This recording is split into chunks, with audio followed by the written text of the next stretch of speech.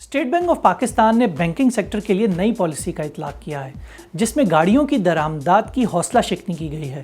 ایسے تمام افراد جو غیر ملکی گاڑی یا عرف عام میں جاپانی گاڑی خریدنے کے خواہش مند ہیں وہ بھی بینک سے قسطوں پر اب انہیں کم سے کم ڈاؤن پیمنٹ 30% ادا کرنی پڑے گی، جو کہ پہلے 15% پر تھی۔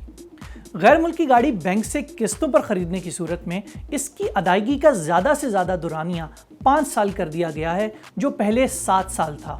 بظاہر ملکی صنعت کو فروغ دینے کے لیے اسٹیٹ بینک نے اس پالیسی کا اطلاق ملک میں تیار ہونے والی یا اسمبل ہونے والی 1000 سی سی سے کم گاڑیوں پر یا الیکٹرک گاڑیوں پر نہیں کیا۔ اس پالیسی کا اطلاق روشن اپنی کار اسکیم کی پروڈکٹس پر بھی نہیں ہوگا۔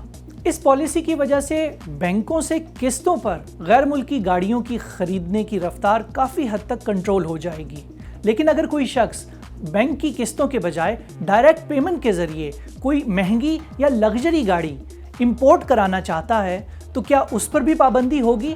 اس بات کی وضاحت اسٹیٹ بینک کے نوٹیفیکیشن میں موجود نہیں ہے۔ ایک کہاوت ہے کہ پیسہ پیسے کو کھینچتا ہے۔ یہ کہاوت اسٹیٹ بینک کی اس نئی پالیسی پر بالکل صادق آتی ہے۔ مثلاً کسی بھی شخص کی بینک سے قرضہ لینے کی زیادہ سے زیادہ حد کو اس کی سالانہ آمدنی کا 40% مقرر کیا گیا ہے، یعنی اگر ٹیکسز ادا کرنے کے بعد ایک شخص کی کل سالانہ آمدنی 10 لاکھ روپے ہے تو وہ زیادہ سے زیادہ بینک سے 4 لاکھ روپے قرضہ لینے کا مجاز ہے۔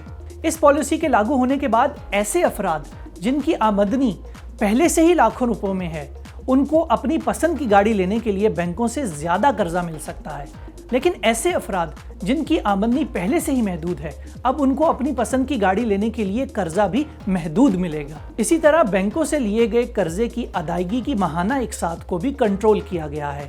اب کسی بھی شخص کی طرف سے ادا کی جانے والی قسط اس کی کل ماہانہ آمدنی کا 40% ہوگی۔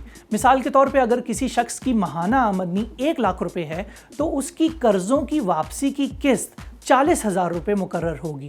اس پالیسی کے تحت آٹو فائنانس کی مد میں کسی ایک شخص پر ایک وقت میں 30 لاکھ روپے سے زیادہ کا قرضہ نہیں ہونا چاہیے، چاہے وہ ایک بینک کا ہو یا ایک سے زیادہ بینکوں کا۔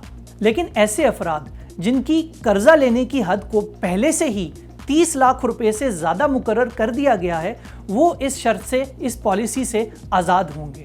البتہ ان کی قرضہ لینے کی زیادہ سے زیادہ حد جو پہلے سے جتنی بھی طے ہو چکی ہوئی ہے اس میں مزید اضافہ نہیں کیا جائے گا۔ اسٹیٹ بینک کو پالیسی میں ان تبدیلیوں کی ضرورت کیوں پیش آئی؟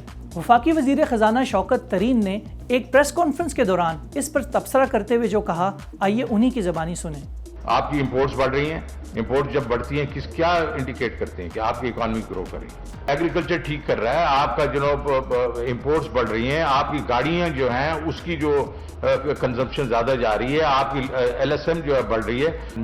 میرا پرابلم اور ہے، میرا پرابلم یہ ہے کہ میں یہ دیکھ رہا ہوں کہ یہ اوور ہیٹ نہ ہو جائے یہ اکانومی۔ یہ جو بڑھ رہی ہے، جو ہم 5% کا گروتھ ریٹ دکھا رہے ہیں، یہ نہ ہو کہ یہ اس کو اتنی آگے جانا شروع ہو جائے کہ میرے لیے پرابلم ہو جائیں آن دی ایکسچینج سائڈ، ایکسچینج اور جو آپ کا بیلنس آف پیمنٹ کی سائڈ، اور وہ ہم اس کو مینیج کر رہے ہیں اور انشاءاللہ ہوتی رہے گی۔ شوکت ترین صاحب کے بقول معیشت درست سمت جا رہی ہے، لیکن اس کو لگام ڈالنے کی ضرورت ہے۔